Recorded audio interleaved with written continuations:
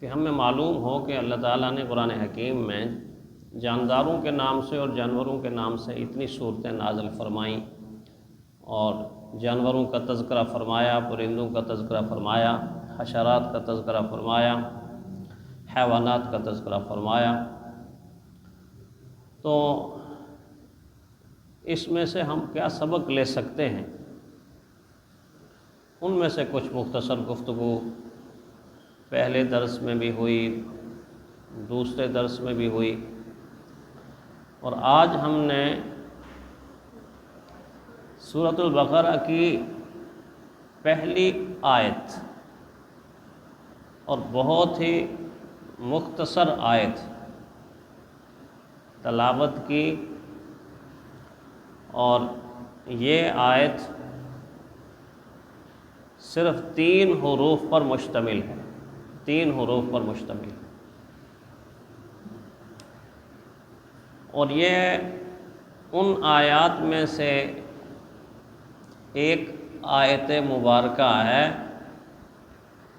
جن کو اللہ تعالیٰ نے قیامت تک کے لیے خاموش کر دیا۔ یہ آیت 1450 سال گزر گئے ہیں، اور اس کے بعد قیامت تک خاموش ہی رہے گی، اس اعتبار سے خاموش کہ اس کو جو سمجھنے کی کوشش کرے گا اور اس کے مطلب کے جاننے کی کوشش کرے گا، اس کے معانی کو جاننے کی کوشش کرے گا، یہ خاموشی کے ساتھ اس سے مخاطب ہوگی، اور مخاطب ہو کر اس کو کہہ دے گی کہ تو ایڑی چوٹی کا زور لگا لے، جو تیرے ذہن میں، عقل میں، دماغ میں، فکر میں جو سوچ آتی ہے، جو معنی آتا ہے، بے شک لوگوں کے سامنے بیان بھی کر دے، لوگوں کو بتا دے کہ تو مجھ سے کیا سمجھا، لیکن یاد رکھ کہ تو 1000 معنی بھی بیان کر دے، لاکھ معنی بھی بیان کر دے، لیکن آخر میں جا کے تجھے کہنا پڑے گا واللہ اعلم بالصواب، حقیقت اس کی اللہ ہی جانتے ہیں، اللہ کے سوا کوئی نہیں جانتے، اس لیے کہ اللہ نے بتائی نہیں، اللہ کے حبیب نے ہمیں سمجھائی نہیں۔ ایسا خاموش کر دیا ان حروف مقطعات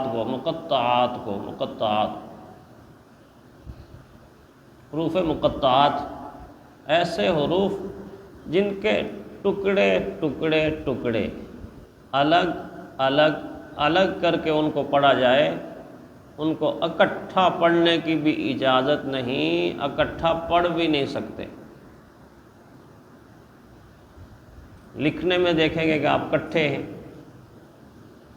لیکن جب بھی آپ پڑھیں گے تو یہ علم نہیں پڑھ سکتے، لکھا ہوا ایسا ہی ہے جیسے علم ہو، الف لام کو ملا دیا گیا میم سے، لیکن نہ آج تک کسی نے علم پڑھا ہے، نہ قیامت تک کوئی علم پڑھ سکے گا، اس لیے کہ پڑھنے کا طریقہ بھی یہ بتا دیا کہ آپ نے الف کو الگ پڑھنا ہے، لام کو الگ پڑھنا ہے، میم کو الگ پڑھنا ہے، الف لام میم الگ الگ کر کے ان حروف کو پڑھا جاتا ہے۔ یہ ایک امتیاز ہے حروف مقطعات کا باقی آیات کے ساتھ۔ باقی آیات ساری کی ساری ملا کے نہیں پڑھتے ہم، الحمدللہ رب العالمین، ذالک الکتاب لا ریب، مل رہے ہیں نا، حرف مل کے لفظ بن کے جملہ بنتا ہے اور کلام بن رہا، لیکن یہاں ایسا انتظام کیا کہ ایک صورت نہیں، 2 نہیں، تقریباً 25 صورتوں کے شروع میں قرآن حکیم میں حروف مقطعات رکھ دیے گئے، 25 صورتوں کے شروع میں، اور ان حروف مقطعات کو ہمیشہ جب ہم پڑھتے ہیں تو کیسے پڑھتے ہیں؟ الف لام میم، الف لام میم صاد، الف لام را، الف لام میم را، کاف ہا یا عین صاد، طہ طاسین میم، طاسین یاسین صاد حامیم، حامیم عین سین قاف۔ یہ حروف مقطعات قرآن حکیم کے۔ کچھ اس میں سوچو تو تم پر کچھ علم کے خزانے کھل جائیں گے، کچھ علم کے دروازے کھل جائیں گے۔ اور جن 7 صورتوں کو حامیم سے شروع کیا ہے، مفسرین نے ان 7 صورتوں کو پورے قرآن کا خلاصہ بتایا۔ کہ پورے کے پورے قرآن کا خلاصہ اللہ تعالیٰ نے 3 طرح سے ترتیب دیا۔ پہلی ترتیب کہ پہلا قرآن حکیم کا نچوڑ نکالا، عرق نکالا، مکھن نکالا، خلاصہ نکالا، اور پورے کے پورے قرآن کو 7 حامیم والی صورتوں میں بند کر دیا۔ پھر 7 حامیم والی صورتوں کا عرق نکالا، مکھن نکالا، نچوڑ نکالا، خلاصہ نکالا، تو اس کو سورۃ الفاتحہ کے اندر بند کر کے دے دیا۔ اور پھر سورہ فاتحہ کا خلاصہ نکالا تو مومن کو یہ کہہ دیا بسم اللہ الرحمن الرحیم پڑھ لے، سارے قرآن کا خلاصہ اس کے اندر بھی آ جاتا ہے۔ صحابہ سے سمجھتے سمجھتے لوگ آج تک سمجھ رہے ہیں، قیامت تک سمجھتے رہیں گے۔ ایک اس میں یہ بات معلوم ہوتی ہے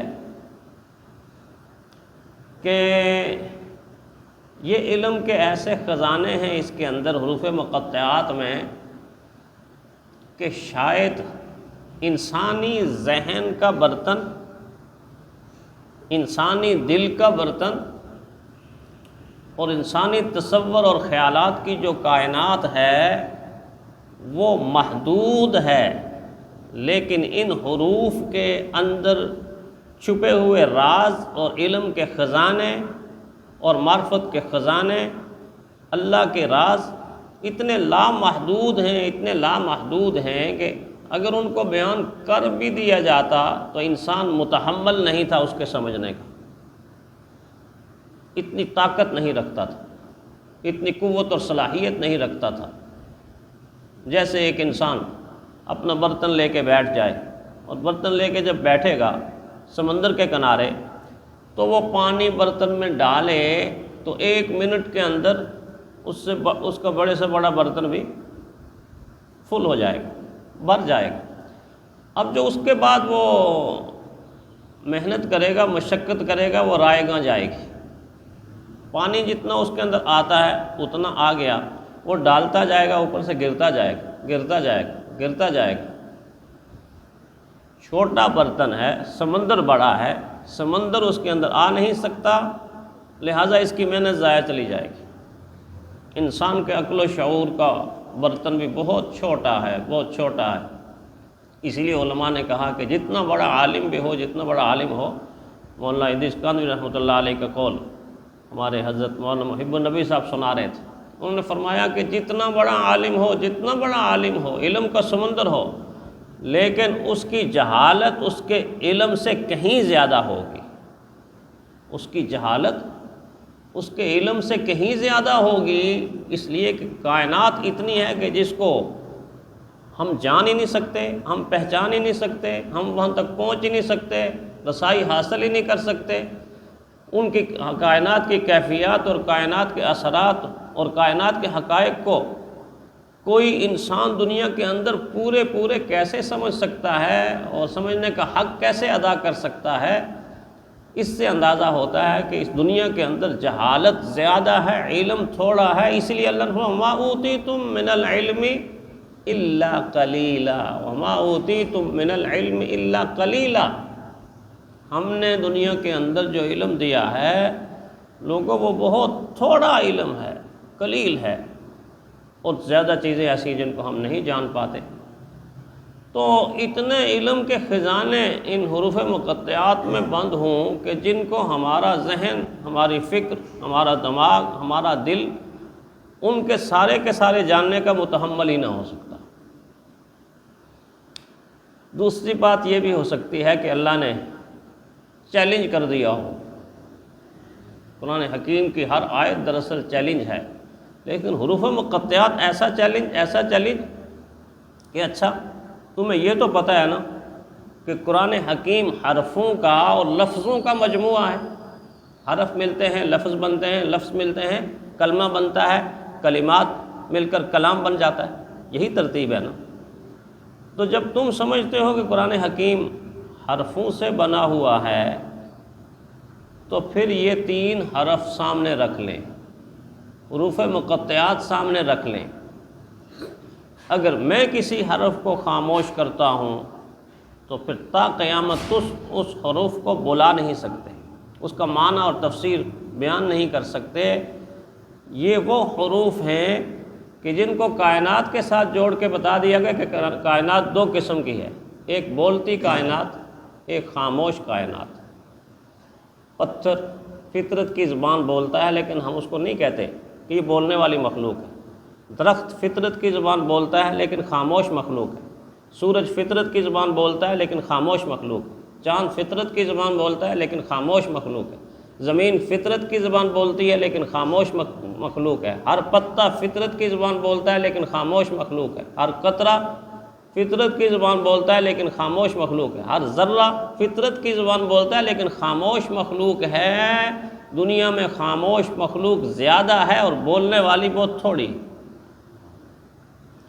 اللہ تعالیٰ نے قرآن حکیم کو بھی اسی تقسیم کے ساتھ میرے اور آپ کے سامنے پیش کر دیا کہ حروف مقطعات کو خاموش مخلوق کی طرف کر دیا اور باقی قرآن حکیم کو بولتی ہوئی کائنات کے ساتھ اشارہ دے دیا، یہ بولتی ہوئی کائنات کی طرح ہے، تم معنی سمجھو گے، تم تفسیر سمجھو گے، تم غور کرو گے، تم فکر کرو گے، تم مطالعہ کرو گے، تم ان کی گہرائی کے اندر اترو گے تو نئے موتی علم کے نکالتے جاؤ گے، امت کے سامنے پیش کرتے جاؤ گے اور قیامت تک عجائبات قرآن حکیم سے نکلتے رہے۔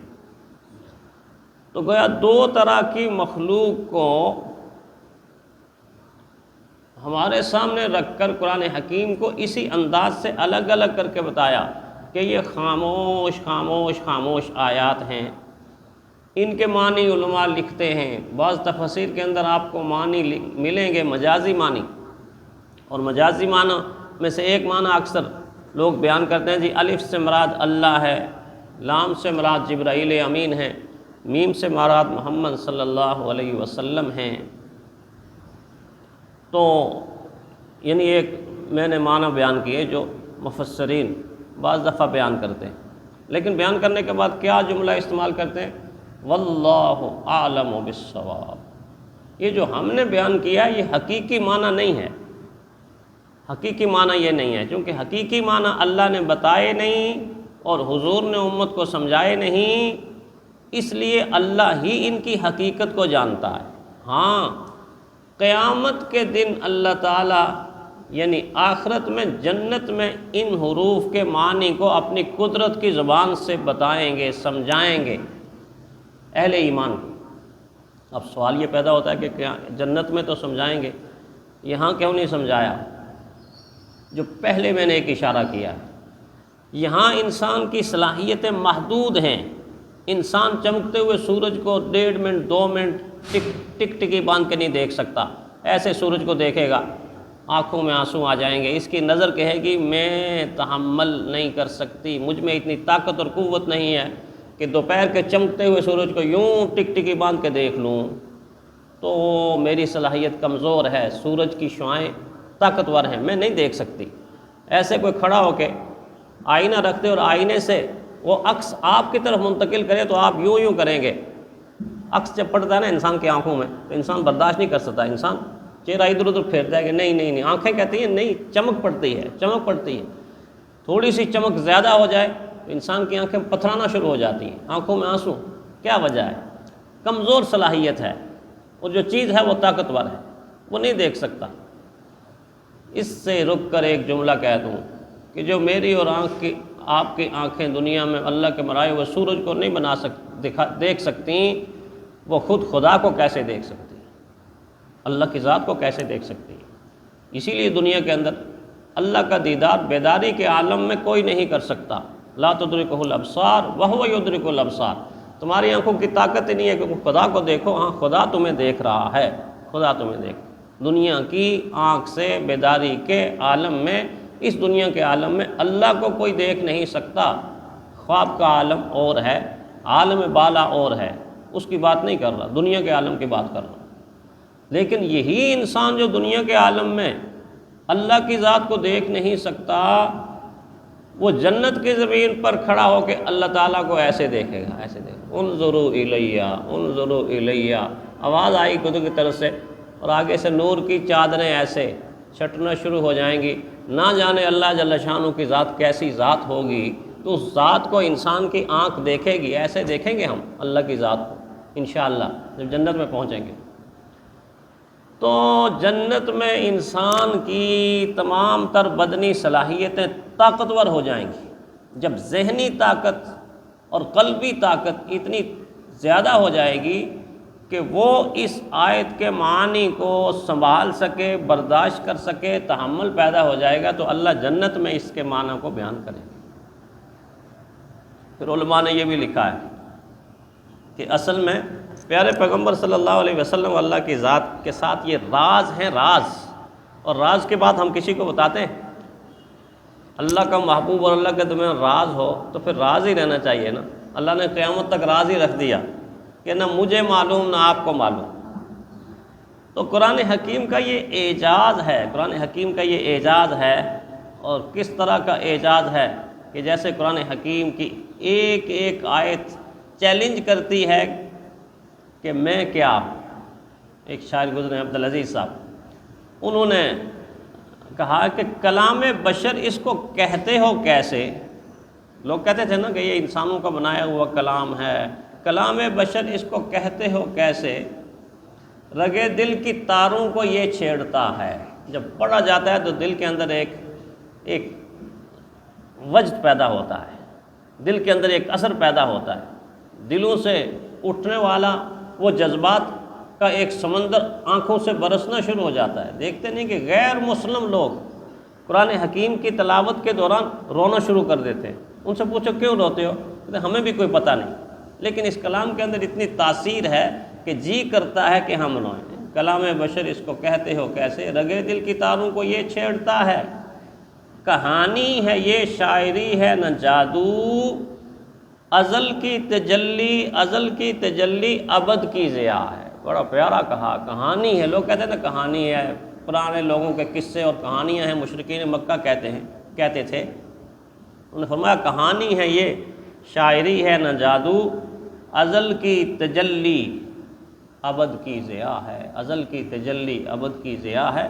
تو یہ قرآن حکیم جو معجزات کا ایک سمندر ہے, ان میں سے حروف مقطعات الگ سے ایک معجزہ ہے. ہر حرف الگ سے ایک معجزہ ہے جو قیامت تک انسانی عقل کو عاجز کر کے تھکا دے گا اور کہے گا نہیں نہیں نہیں نہیں, تیری رسائی نہیں وہاں تک کہ جہاں تک اللہ نے مجھے پہنچایا ہوا ہے. اللہ تعالیٰ ان رازوں کو ہمیں سمجھنے کی اور اس علم کو ہمیں سمجھنے کی اور عمل کرنے کی توفیق عطا فرمائے.